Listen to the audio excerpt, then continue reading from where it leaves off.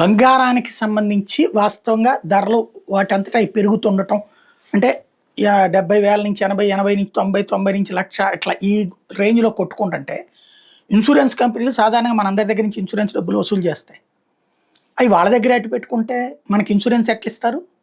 దాన్ని వేరే వాటిట్లో పెట్టుబడి పెట్టాలి. దాంట్లో లాభాలు రావాలి. ఆ లాభాలు ఆళ్ళ దగ్గరకొచ్చినప్పుడు మనకేమైనా చేయగలుగుతారు.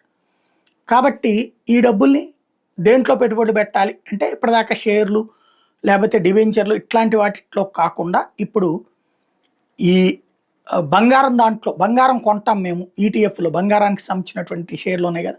వాటిట్లో పెట్టుబడులు పెట్టాలంటేనేమో రూల్స్ ఒప్పుకోవట్ల. ఇప్పుడు దానికి అనుమతించమని చెప్పేసి అడుగుతున్నారు. బంగారం మీద పెట్టుబడులు పెట్టిన వాళ్ళకి గత 12 నెలల వ్యవధిలో 30% ప్రతిఫలం లభించింది. ఇలాంటి పెట్టుబడి పథకాన్ని తాము అవకాశంగా మలుచుకునేందుకు బీమా సంస్థలు ప్రయత్నిస్తున్నాయి.